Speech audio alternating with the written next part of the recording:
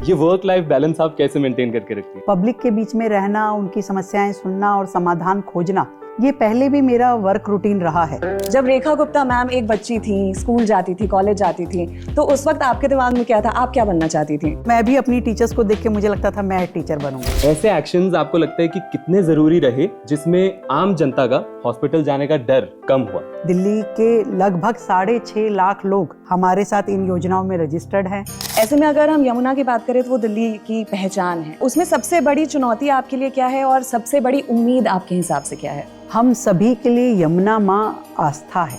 यमुना सफाई को उस समग्र दृष्टि से ना देखा गया, ना कभी उस पर काम किया गया। बड़ा एक बेहतरीन इनिशिएटिव जो दिल्ली सरकार ने लिया वो है अटल कैंटीन। ये सच में एक ड्रीम प्रोजेक्ट है। सोशल मीडिया को पब्लिक एंगेजमेंट और अकाउंटेबिलिटी के लिहाज से आप किस तरीके से देखती हैं? बहुत सारे लोग इसको पॉलिटिकली मोटिवेट होकर के इस माध्यम का उपयोग करते हैं, जो कि सही नहीं है। तो महिलाओं को लेके आपने बहुत से जरूरी कदम उठाए हैं। मैं सच में पूरे महिला समाज की ओर से आदरणीय प्रधानमंत्री नरेंद्र मोदी जी का बहुत धन्यवाद करना चाहती हूँ, क्योंकि उनकी जितनी पॉलिसीज होती है वो वुमेन सेंट्रिक रहती है। क्या आप मानती हैं कि ये चीज सच में काम करती है?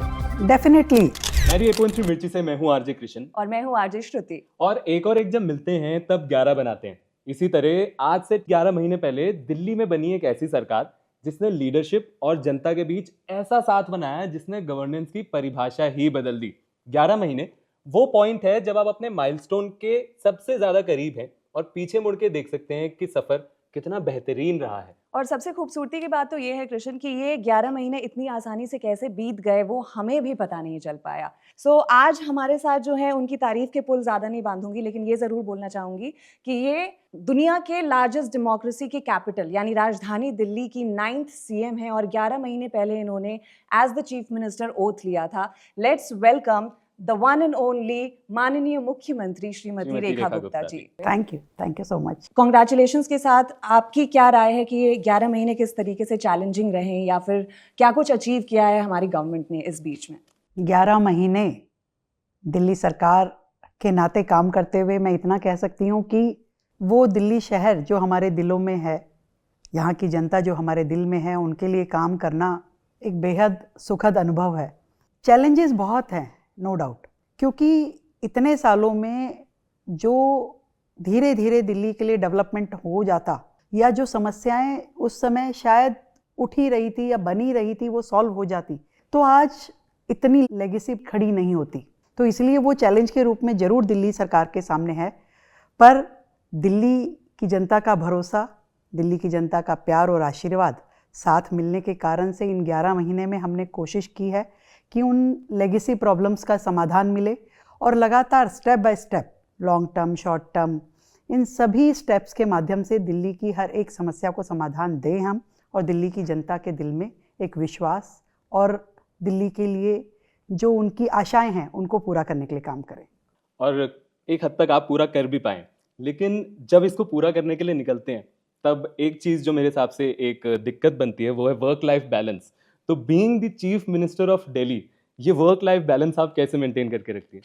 वो मेरे लिए इतना डिफ़िकल्ट नहीं हुआ, क्योंकि मैं ऑलरेडी पिछले 30-32 सालों से इस सामाजिक जीवन में हूँ और लगातार पब्लिक के बीच में रहना, उनकी समस्याएं सुनना और समाधान खोजना, ये पहले भी मेरा वर्क रूटीन रहा है। तो इसलिए अभी भी मेरा वही वर्क रूटीन है कि मैं लोगों के बीच में रहती हूँ, लोगों की समस्याएं भी सुनती हूँ और उनके लिए पॉलिसी फॉर्मेशन, जो एक बहुत इम्पॉर्टेंट काम है किसी भी सरकार का, उसे करती हूँ। थोड़ा फ़र्क जो आया है कि आपको ऑफिस वर्क जिस तरीके से करना होता है सरकार के नाते, उसमें ज़रूर एडिशन हुआ है और मुझे लगता है कि ये बहुत ज़रूरी है दिल्ली की सभी प्रॉब्लम्स को सॉल्व करने के लिए, दिल्ली को आगे बढ़ाने के लिए, दिल्ली का इंफ्रास्ट्रक्चर, दिल्ली को विकास देने के लिए, क्योंकि नरेंद्र मोदी जी का जो विज़न है, जो विकसित भारत के विज़न में वो सोचते हैं देश के लिए कि 2047 में हमारा देश कैसा होना चाहिए, तो दिल्ली उस दिशा में कैसी होगी, ये काम करने की ज़रूरत हमें है यहाँ पे और उस पर हम काम कर रहे हैं। अगर हम बात करें एक इंसान के सपनों की, तो जैसे मैं जब छोटी थी तो मेरा सपना था कि मैं एक डॉक्टर बनूंगी, influenced by my parents of course, लेकिन मैं आज के डेट में एक आरजे बन गई हूँ। जब रेखा गुप्ता मैम एक बच्ची थी, स्कूल जाती थी, कॉलेज जाती थी, तो उस वक्त आपके दिमाग में क्या था? आप क्या बनना चाहती थी? ऑफ कोर्स जब हम लोग स्कूल में होते हैं तो सबसे पहले हमें जो दिखाई देती हैं वो हमारी टीचर दिखाई देती हैं और वो हमारे लिए सबसे ज़्यादा इंस्पायरिंग होती हैं। तो मैं भी अपनी टीचर्स को देख के मुझे लगता था मैं टीचर बनूंगी। पर वक्त के साथ जब मैं कॉलेज आई, जब मैं यूनिवर्सिटी में थी, यूनिवर्सिटी में मैं जब स्टूडेंट्स प्रॉब्लम्स के लिए लड़ती थी, उस पर काम करती थी, और अपनी उस ग्रेजुएशन के टाइम पीरियड में मुझे लगा कि कहीं ना कहीं शायद मुझे एडवोकेट बनना चाहिए, क्योंकि इन समस्याओं के समाधान के लिए आपको जिस फील्ड की ज़रूरत है वो मुझे लगा कि लॉ करने के बाद आएगी। मैंने लॉ भी किया उसके बाद, पर फिर भी शायद डेस्टिनी को मंजूर ये था कि मैं इस पॉलिटिकल फील्ड में आई। मैंने दिल्ली यूनिवर्सिटी का जब इलेक्शन लड़ा बीइंग डूसू प्रेसिडेंट, तो लगातार उस राह पे चलते चलते कई बार आप टारगेट नहीं तय करते, टारगेट्स आपको तय करते हैं। और मुझे जिम्मेवारी मिली दिल्ली की मुख्यमंत्री की, दिल्ली की जनप्रतिनिधि के नाते मैंने अनेकों साल 3 बार काउंसलर, फिर एमएलए और आज मुख्यमंत्री। फिर भी जो मैं बनना चाहती थी, जो लीगल फील्ड में मैं आना चाहती थी, वो भी इसीलिए था कि मैं जनता की सेवा कर सकूं, उनके अधिकारों के लिए लड़ सकूं, और आज भी मैं वही काम कर रही हूँ। तो एक ओरा बदला है, पोस्ट बदली है, पर जो काम मैंने सोचा था वो मैं कर पा रही हूँ। कहीं ना कहीं आपका जो विजन था that is in process. Yes, of course, जनता के लिए काम करना, लोगों की प्रॉब्लम्स को सॉल्व करना, ये मेरा टारगेट था और वो मैं बखूबी इस पोस्ट पे रहते हुए कर सकती हूँ। एंड आई थिंक बहुत सारे टारगेट्स आपने अचीव किए हैं और उसमें सबसे पहले जिसके बारे में मैं बात करना चाहता हूँ वो है हेल्थ केयर। तो जिस तरह से आयुष्मान भारत पीएमजे है और वे वंदना कार्ड है जो सीनियर सिटीजन्स को 10 लाख का हेल्थ कवर देता है, जब हेल्थ केयर की बात आती है, ऐसे एक्शंस आपको लगता है कि कितने ज़रूरी रहे जिसमें आम जनता का हॉस्पिटल जाने का डर कम हुआ? देखिए, किसी भी व्यक्ति के जीवन में ये मुकाम जब आता है कि बीमारी कोई आ जाए, तो उसको बीमारी से ज़्यादा उसके इलाज पे खर्च होने वाले पैसे से डर लगता है। नहीं, अगर उसके पास इतना संबल है कि उसको इलाज के लिए बैकअप मिलता है, तो वो बेहतर से बेहतर इलाज करवाना चाहेगा, अच्छे से अच्छे हॉस्पिटल में जाना चाहेगा। और वो एक सेफ्टी और सिक्योरिटी दिल्ली गवर्नमेंट ने आयुष्मान भारत योजना के नाते से, वयवंदन योजना के नाते से, जो हमने 10 लाख रुपए का हेल्थ कवर दिया, उससे दिल्ली के हर नागरिक को मिली। आज दिल्ली के लगभग 6.5 लाख लोग हमारे साथ इन योजनाओं में रजिस्टर्ड हैं और पिछले 10 महीने में लगभग 21,000 लोगों ने इस योजना का बेनिफिट भी लिया है। तो मैं ये समझती हूँ कि एक हेल्थ केयर की दिशा में ये एक बहुत स्ट्रॉन्ग कदम था, जिसे आते ही हमने अपने सरकार के फर्स्ट कैबिनेट में ही इस डिसीजन को लिया और दिल्ली की जनता को इसका लाभ दिया। मैम, इनिशिएटिव्स की अगर बात कर ही रहे हैं तो I would like to mention about 319 Ayushman Arogya Mandir के साथ साथ स्वास्थ्य नारी, सशक्त परिवार, ऐसे इनिशिएटिव जो प्रिवेंटिव हेल्थ इनिशिएटिव्स हैं, वो फोकस पॉइंट था सरकार का। तो इसमें बेसिकली था कि इलाज से ज़्यादा रोकथाम पे हम फोकस करें। क्या आप मानती हैं कि ये चीज़ सच में काम करती है? Definitely, prevention is better than cure. ये तो जग जाहिर एक नियम है जिस पे हम सब मानते हैं और उस पे करते हैं। और दिल्ली में क्योंकि हेल्थ इंफ्रास्ट्रक्चर की बहुत ज़्यादा स्कार्सिटी रही है, हम लोग प्रति 1000 व्यक्ति अपनी दिल्ली को 2 बेड भी अभी तक नहीं दे पा रहे थे। तो ऐसे में जब आपको इतनी ज़्यादा हॉस्पिटल की, इंफ्रास्ट्रक्चर की दिक्कत है, ऐसे में प्राइमरी हेल्थ केयर की फील्ड में काम करना एक बहुत इम्पॉर्टेंट स्टेप है।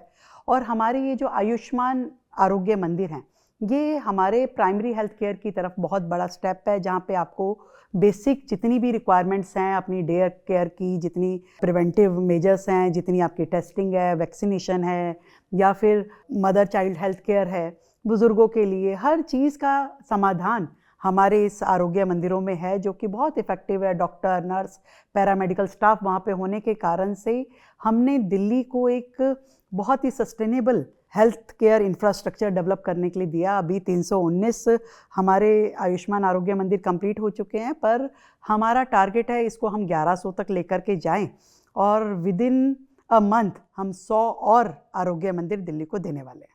तो महिलाओं को लेके आपने बहुत से ज़रूरी कदम उठाए हैं और उसमें से एक कदम जो मुझे सबसे ज़्यादा पसंद आया था वो था किस तरह 5100 महिलाओं से भी ज़्यादा को आपने एलपीजी कनेक्शंस दिए। और एक घर में ये जो चूल्हा है ना, बहुत अहमियत रखता है। तो आपके हिसाब से सबसे बड़ा सोशल इम्पैक्ट आपके नज़रिए से क्या रहा इस एक्शन के बाद?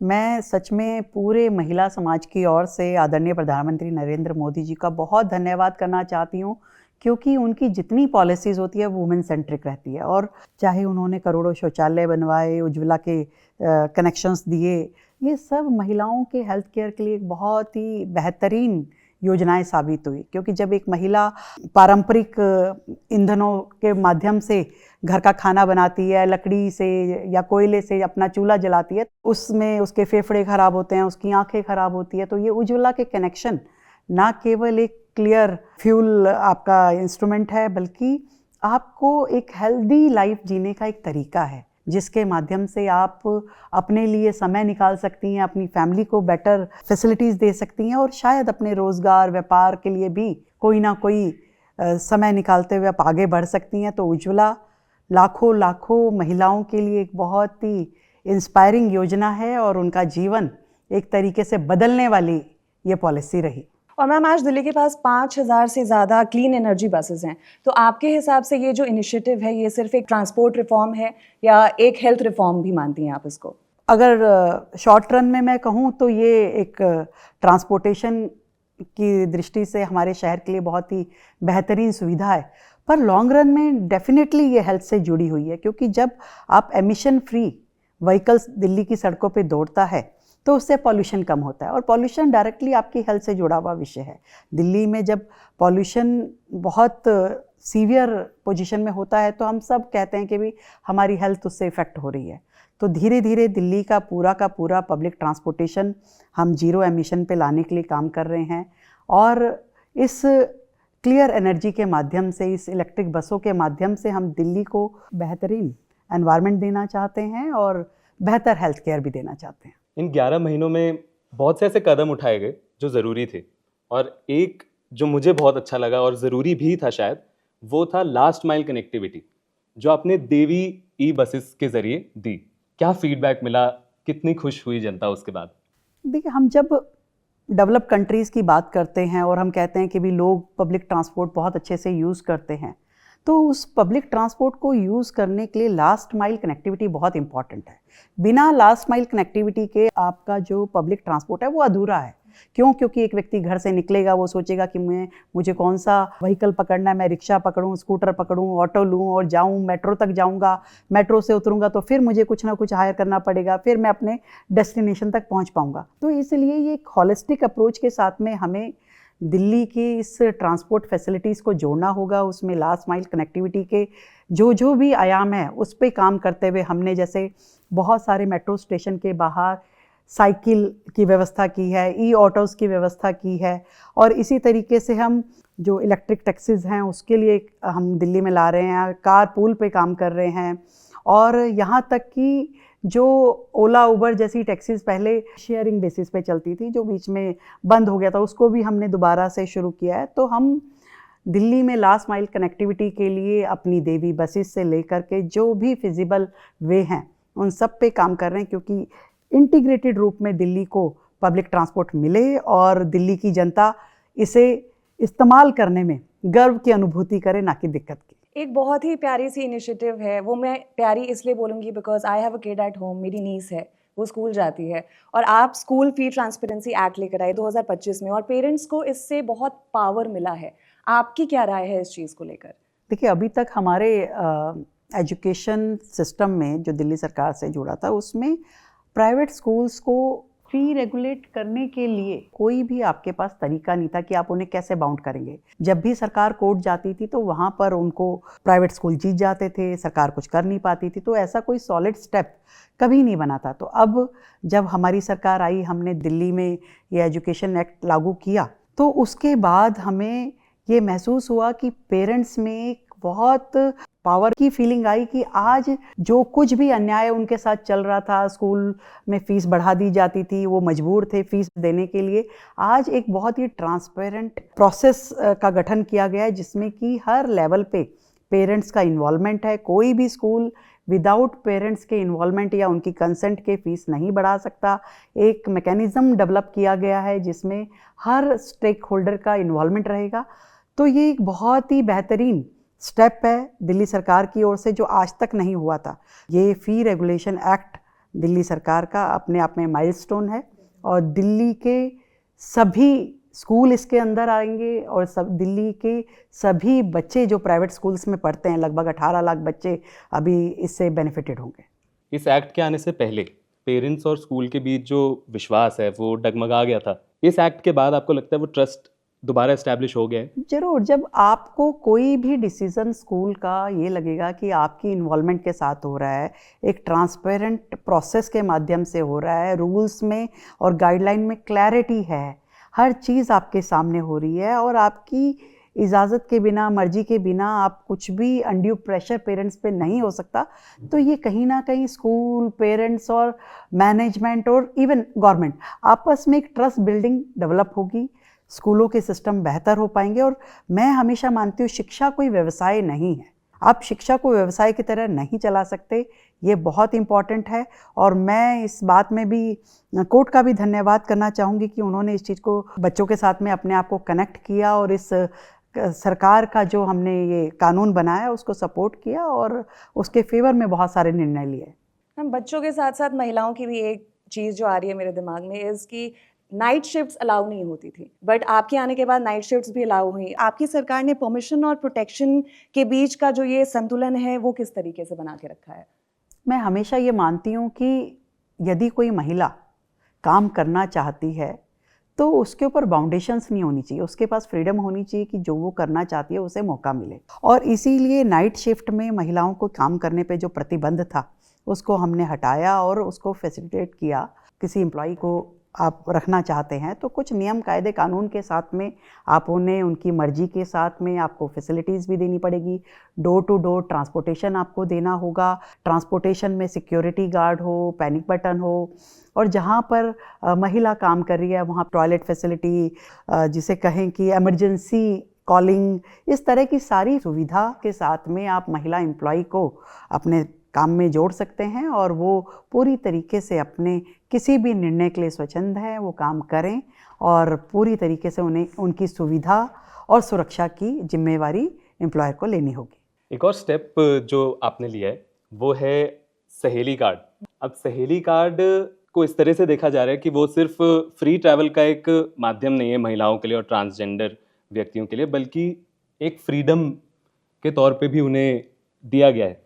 तो आपको लगता है कि उनकी ज़िंदगी में इसके बाद क्या बदलाव आए? दो चीज़ें हैं जो कि सहेली कार्ड हम जो दिल्ली की महिलाओं को देना चाहते हैं।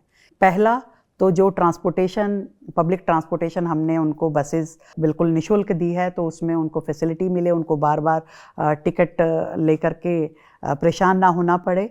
तो उसके कारण से जब उनके पास एक कार्ड होगा उसको स्वैप करके वो अपना ट्रैवल कर पाएंगी, तो उनको किसी भी तरह की कोई परेशानी नहीं होगी। दूसरा, अकाउंटिंग जो होती है, कितनी महिलाओं ने ट्रैवल किया, उसके बिहाफ पे कितनी काउंटिंग हो रही है टिकटों की, कितनी पेमेंट दी जा रही है, तो बहुत वेग पूरा सिस्टम था। इसमें करप्शन का बहुत बड़ा चांस था जो होता रहा था पिछली की सरकारों के बीच में।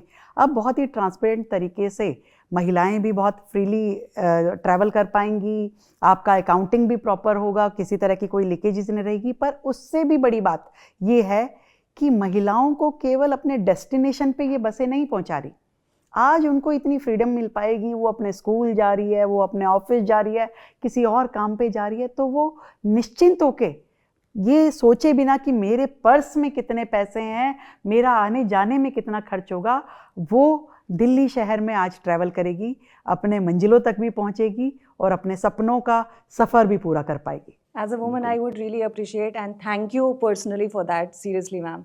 मैम, अगर हम बात करें जल स्वच्छता और यमुना के पुनर्जीवन की, तो 9,000 करोड़ की योजना जो है वो घोषित की गई है। ऐसे में अगर हम यमुना की बात करें तो वो दिल्ली की पहचान है। तो ये जो योजना है, इसके तहत ये जो मिशन है, उसमें सबसे बड़ी चुनौती आपके लिए क्या है और सबसे बड़ी उम्मीद आपके हिसाब से क्या है? देखिए, चुनौती ये है कि वर्षों से यमुना सफाई को उस समग्र दृष्टि से ना देखा गया, ना कभी उस पर काम किया गया। यमुना 22 किलोमीटर का ऐसा स्पैन नहीं है जो दिल्ली से गुजर रहा है, इसमें सैकड़ों नाले जो कि आपकी कॉलोनियों से, घरों से निकलते हुए बड़े नालों में जुड़ते हुए सीधा आके यमुना में गिर रहे थे और लगातार सालों से चले जा रहा है। कभी किसी सरकार ने इस प्रकार से नहीं सोचा कि भाई इससे यमुना बद से बदतर होती जा रही है। उसके लिए किसी तरीके की रिफॉर्म, किसी तरीके की स्ट्रेटजी, पॉलिसी, वर्किंग हो नहीं पाई। हमने जब आकर के देखा कि भाई दिल्ली में 35 एसटीपी बने हुए हैं, परंतु वो उनकी वर्किंग कंडीशन ठीक नहीं है। यमुना सफाई पे 9,000 करोड़ का टारगेट हमने लिया था, परंतु उससे कहीं ज़्यादा हम उस पर खर्च करने की हमारी पूरी प्लानिंग है और step by step, long term, short term, ऐसे हमने पूरे यमुना सफाई के प्लान बनाए। हमने जो अभी वर्तमान में जितने भी सीवेज ट्रीटमेंट प्लांट्स हैं उन सब के अपग्रेडेशन के टेंडर लगाए, उनमें से बहुत सारे अभी बेहतर हुए हैं, औरों पे काम चल रहा है। फिर जितने नाले यमुना पे गिर रहे हैं उन सबको टैप करने के लिए योजना बनाई गई है। 40 डिसेंट्रलाइज एसटीपीज जो कि नाले के मुहाने पर ही बने, ताकि उस नाले को टैप किया जा सके, क्योंकि जब तक एक भी नाला यमुना में गिरता रहेगा यमुना साफ कैसे होगी। आज हमारा दुर्भाग्य है कि यमुना का अपना ई फ्लो बिल्कुल नहीं बचा है। तो इसे रिवाइव करने के लिए, इस पे काम करने के लिए बहुत ही स्ट्रैटेजिक तरीके से काम चल रहा है। हर एक नाले का ड्रोन सर्वे करके हमने उसका सिल्ट का मेजरमेंट से लेकर के उसको टैप कैसे करना है, उस पर एसटीपी की वर्किंग, उसका बीओडी लेवल पानी का कैसे बेहतरीन करके वापस यमुना जी में जाए, इस सब के लिए प्लानिंग हो रही है। मतलब दिल्ली शहर में आप ये मानिए कि बड़े बड़े घर भी जिनको आज तक सीवर लाइनों से जोड़ा नहीं गया था, वो अपना घर का सीवेज प्राइवेट किसी कॉन्ट्रैक्टर को देके, पैसे देके, और वो किसी गाड़ी में उस घर का सीवेज भरता है और जाकर के यमुना जी में डाल आ रहा था। उन सब चीज़ों को भी रोकने के लिए दिल्ली सरकार ने काम किया कि भाई हम फ्री में आपका ये सीवेज उठवा लेंगे और अपने ट्रीटमेंट प्लांट तक ले जाएंगे, कृपया करके इसे यमुना जी में मत डालिए। दिल्ली को सीवर लाइनों से जोड़ना एक बड़ा काम है, दिल्ली में बायोगैस प्लांट बनाना दूसरा बड़ा काम है। हजारों टन गोबर है वो सीधा सीधा यमुना जी में जा रहा था। आज तक दिल्ली में एक भी बायोगैस प्लांट नहीं था। अब जाकर के सरकार ने जब बहुत ही व्यवस्थित तरीके से पूरे उस प्लान को बना करके काम करना शुरू किया है, तो हमें लगता है कि जिस लक्ष्य की ओर की चाहत हमारे दिल में है कि स्वच्छ यमुना हो, उस ओर हम बढ़ रहे हैं। बिल्कुल। और इतने सारे एफर्ट्स जब दिल्ली सरकार ले रही है, तो एक बात जो मुझे लगता है कि हम सभी मानते हैं वो है कि यमुना समस्या नहीं बल्कि हमारा गर्व है। तो आपके हिसाब से दिल्ली वासियों को कब तक ये महसूस होने लगेगा कि वो एक समस्या नहीं, हमारा गर्व है? आपका क्या विजन है और आपके हिसाब से दिल्ली वासियों का इसमें क्या कंट्रीब्यूशन होना चाहिए? हम सभी के लिए यमुना माँ आस्था है। हमारे लिए ये केवल नदी नहीं है, ये केवल ऐसी उपयोग की वस्तु नहीं है कि जिसमें पानी आ रहा है और हमने उपयोग कर लिया। इसकी सफाई का प्रण जो हमने लिया था, इसीलिए हमने अपने बहुत बड़े रिसोर्सेज इस पे लगाए, विदेशों से मशीनें मंगा करके हमने यहाँ पे नई तकनीक पे हम लोग काम कर रहे हैं, ताकि स्टेप बाय स्टेप यमुना को हम सफाई की ओर लेके जाएं, स्वच्छता की ओर लेकर के जाएं, और हर संभव प्रयास उसमें किया जा रहा है। मुझे ये लगता है कि इस स्टेज से, जबकि यमुना साफ़ सुथरी नहीं दिखती, गंदी दिखती है, और गर्व के उस क्षण तक जाने का जो रास्ता है, सफ़र जो है, ये समय के साथ में धीरे धीरे हम रोज़ाना कवर कर रहे हैं। जब हम उस एसटीपी पे काम करते हैं, जब हम पूरी की पूरी दिल्ली में सीवेज व्यवस्था पे काम करते हैं, जब हम सीवेज लाइनें जोड़ते हैं, जब हम ट्रीटमेंट प्लांट्स पे काम करते हैं, जब हम फ्लोटिंग गार्बेज पे काम करते हैं, डीसिल्टिंग पे काम करते हैं, तो आप समझिए 22,000 मीट्रिक टन सिल्ट हमने नालों में से निकाली जो अदरवाइज यमुना जी में पहुंचती। तो ये हर एक स्टेप जो है वो यमुना के उस दिशा में लेके जा रहा है जिसको आपने कहा कि हम गर्व कब महसूस करें। मैम, आपने अभी इसी कॉन्वर्जेशन के बीच बायोगैस प्लांट्स की बात की। सो वेस्ट टू एनर्जी की जो ये इनिशिएटिव चल रही है हमारी सरकार की, क्या आपके हिसाब से जो कचरा है वो प्रॉब्लम से अब अपॉर्चुनिटी में तब्दील करने की कोशिश की जा रही है? नो डाउट आज की डेट में तो प्रॉब्लम ही है, चाहे वो कचरा हो, चाहे गोबर हो। डेली का हम ये मानते हैं 15 से 2,000 टन गोबर जो है रोजाना जनरेट होता है, जिसे प्रोसेस नहीं किया जा रहा है। कूड़ा भी ऐसे ही 11,000 मीट्रिक टन कूड़ा रोजाना जनरेट होता है, जो कि अभी तक पूरी तरीके से प्रोसेस नहीं हो पा रहा था। 5 से 7,000 मीट्रिक टन कूड़ा प्रोसेस होता था, बाकी जनरेट रहता था। ई वेस्ट जितना था वो यहाँ वहाँ जाकर के लोग जला रहे थे, जिससे पॉल्यूशन बढ़ रहा था, पर उसकी भी प्रोसेसिंग का कोई यहाँ पर प्लांट नहीं थे, जिसकी कोई योजना नहीं थी। पर हमारी सरकार के आने के बाद में हमने हर उस एक्सपेक्ट पे काम किया जहाँ की बात आप कह रहे हैं कि जहाँ वेस्ट टू एनर्जी जनरेट हो, जहाँ पे आपका ये रिसोर्स सेंटर बन जाए, तो उसके लिए जितना गोबर दिल्ली में जनरेट हो रहा है उसके बराबर हम बायोगैस प्लांट लगाने की अभी पहला 2 बायोगैस प्लांट अभी हमने शुरू किए हैं और उसको हम आगे बढ़ाने के लिए कि जितनी रिक्वायरमेंट है उतने बायोगैस प्लांट बनाएं, उतने ही वेस्ट टू एनर्जी प्लांट बनाएं जितना कूड़ा रोजाना यहाँ जनरेट हो रहा है। ई वेस्ट प्लांट की भी हमने प्लानिंग की है। होलंबी कला में एक नया ई वेस्ट डिस्पोजल प्लांट हम बना रहे हैं। तो हर एक सेगमेंट पे काम करते हुए मैं ये समझती हूँ कि दिल्ली ज़रूर उस टारगेट को अचीव करेगी जहाँ हम इस सारे वेस्ट से रेवेन्यू भी जनरेट कर पाएंगे, पावर भी जनरेट कर पाएंगे और दिल्ली को सुविधा भी दे पाएंगे। एसेट के रूप में हम इन्हें कन्वर्ट कर पाएंगे। So it definitely is going to be an opportunity. Yes of course. अच्छा, एक ऐसी समस्या जिसे शायद थोड़ा सा नज़रअंदाज किया जाता है वो है भूख। दिल्ली में इतने लोग हैं जो भूखे सोते हैं और उस पर बड़ा एक बेहतरीन इनिशिएटिव जो दिल्ली सरकार ने लिया वो है अटल कैंटीन। किस तरह से अफोर्डेबिलिटी के साथ साथ न्यूट्रिशियस फूड खिलाया जा रहा है और सिर्फ खिलाया नहीं जा रहा है, उन्हें डिग्निटी भी प्रोवाइड की जा रही है। तो क्या आपको लगता है कि इस सोसाइटी में एटलीस्ट ऐसा एक इनिशिएटिव बहुत ज़रूरी था? दिल्ली में अटल कैंटीन का खुलना, जहाँ पे मात्र 5 रुपए में कोई भी ज़रूरतमंद मजदूर व्यक्ति आकर के अपना खाना खा सकता है, ये सच में एक ड्रीम प्रोजेक्ट है। और इतना अच्छा रिस्पॉन्स दिल्ली की जनता से यहाँ मिला जब एक गरीब व्यक्ति थका हारा पूरे दिन मजदूरी करने के बाद वहाँ कैंटीन में आके बैठता है, बैठ के शांत माहौल में 5 रुपए देकर मात्र अपना भरपेट खाना खाता है। तो इससे मुझे लगता है कि बहुत शानदार ये योजना काम कर रही है, जिसमें डेली हर कैंटीन पे हम 1000 लोगों को खाना खिला पा रहे हैं। 100 का हमारा टारगेट है, 50 इस समय ऑपरेशनल है। इस थीम के साथ कि दिल्ली में कोई भूखा ना सोए, अटल जी के नाम पे हमने ये योजना शुरू की। मैं ये समझती हूँ कि अच्छा, बेहतरीन पौष्टिक भोजन, सात्विक भोजन एक सम्मानजनक तरीके से दिल्ली के हर ज़रूरतमंद व्यक्ति को मिल पाना, ये एक अच्छा प्रयास साबित हो सकता है। आने वाले समय में इसको और बढ़ाएंगे।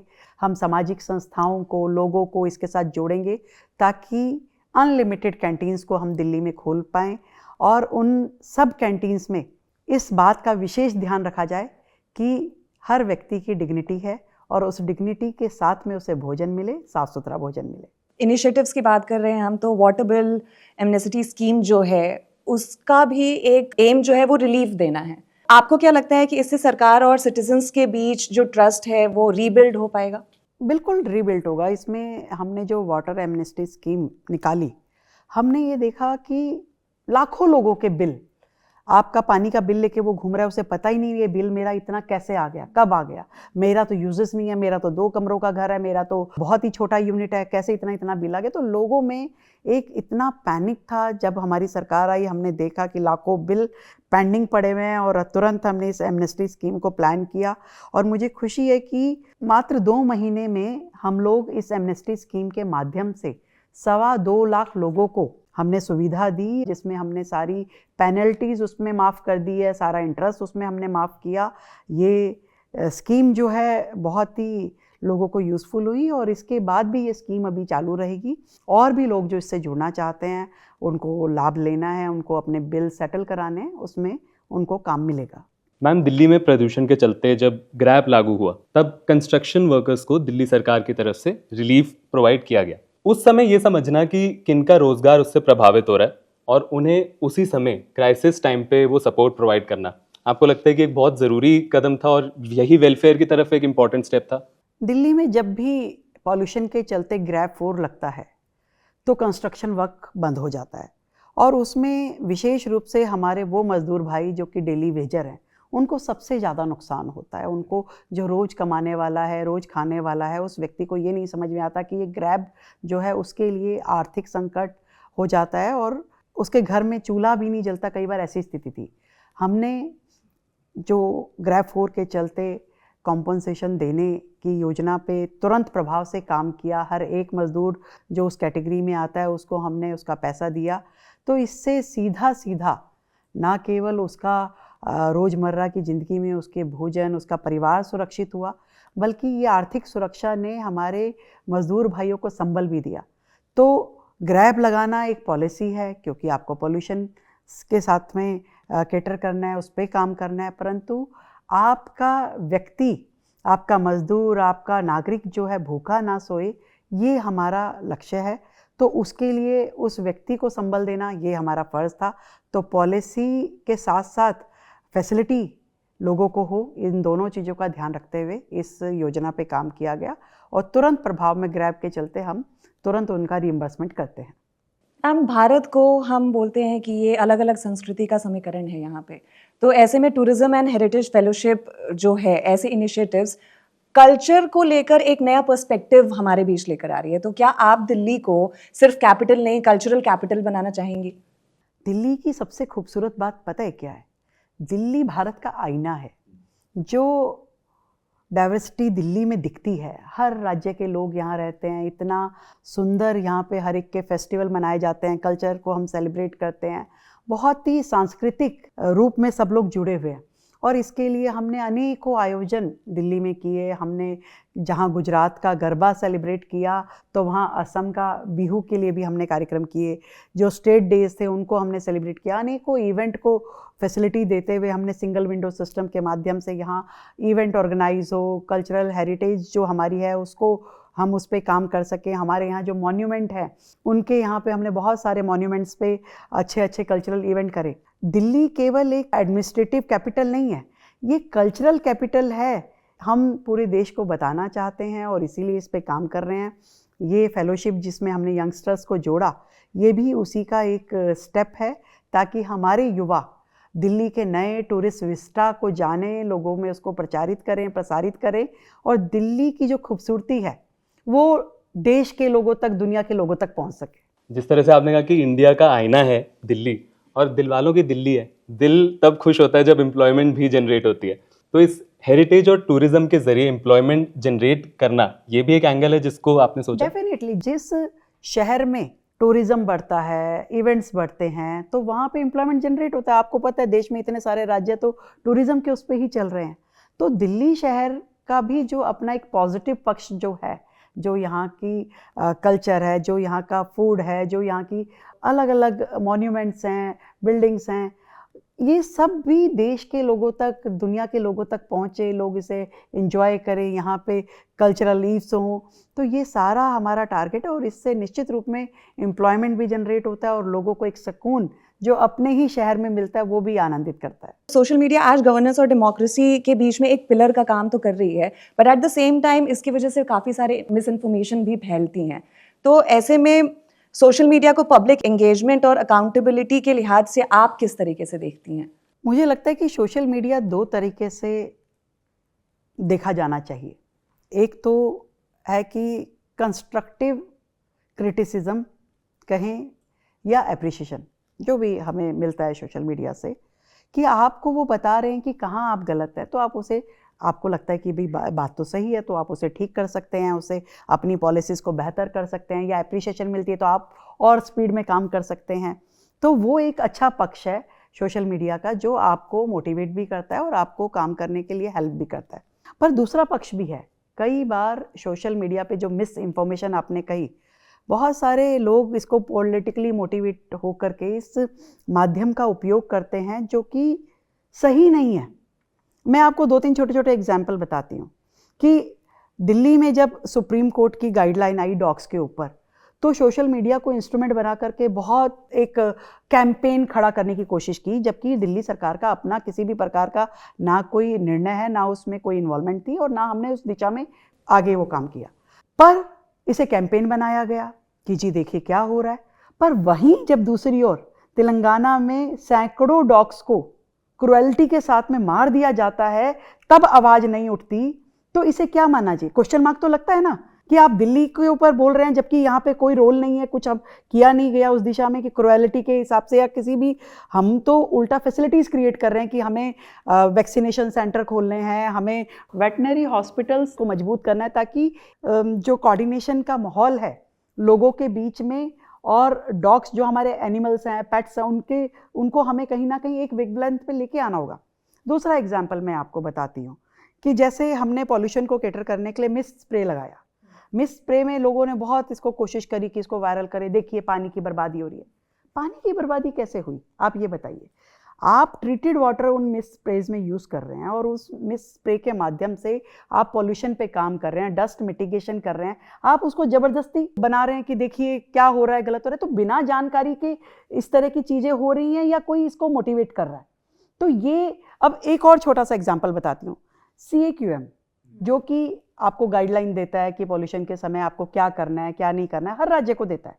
उसकी गाइडलाइंस में एक सेक्शन लिखा हुआ है कि भी जो भी ओपन बर्निंग के माध्यम है उन सबको आपको ग्रैब के दौरान बंद करना है। तो तंदूर भी उसमें एक आइटम है। तो इतना सोशल मीडिया पे प्रचार कर दिया गया कि भाई सरकार तंदूर बंद करिए। अरे सरकार का तंदूर बंद करने में कोई इंटरेस्ट नहीं है भाई। बिल्कुल। वो CAQM की गाइडलाइन है जो हर सरकार को करनी है, और वो केवल दिल्ली नहीं पूरे देश के लिए है और सालों से है, कोई आज नहीं बनी है, सालों से। आम आदमी पार्टी के टाइम भी थी। अब क्या विशेष हुआ कि उसको उठा करके चलाया जा रहा है और दिखाया जा रहा है? वो ग्रैब के दौरान होती है, ग्रैब बंद होता है तो फिर से जो कि रिस्ट्रिक्शंस होती हैं तंदूर उस पर चालू हो जाता है। तो ये सारी चीज़ें जब होती है तो लगता है कि ये इस सोशल मीडिया को माध्यम बना के कई बार बिलो द बेल्ट लोग खेलने की कोशिश करते हैं, जो कि गलत है। अदरवाइज आइडिया शेयरिंग में या लोगों के कंस्ट्रक्टिव आइडियाज़ को हम देख पाते हैं, समझ पाते हैं, और पब्लिक पार्टिसिपेशन का एक अच्छा माध्यम सोशल मीडिया है। बहुत सारे कॉन्सेप्ट्स क्लियर हुए हैं मैम, और 11 महीनों में हमारी सरकार ने जो काम किया है, जो इनिशिएटिव्स लिए हैं, जो एफर्ट्स लिए हैं for the citizens of Delhi is really commendable. ये बात आज रियलाइज हो गई कि सच में 11 महीने कितनी खूबसूरती से बीते हैं, कितने ज़रूरी स्टेप्स उठाए गए हैं, और इसकी क्लैरिटी मिलना शायद बहुत ज़्यादा ज़रूरी था। So thank you so much ma'am. Thank you. नमस्कार। This is me Ajay Kishan And this is me, Shruti. Signing off. Stay tuned, it's hot.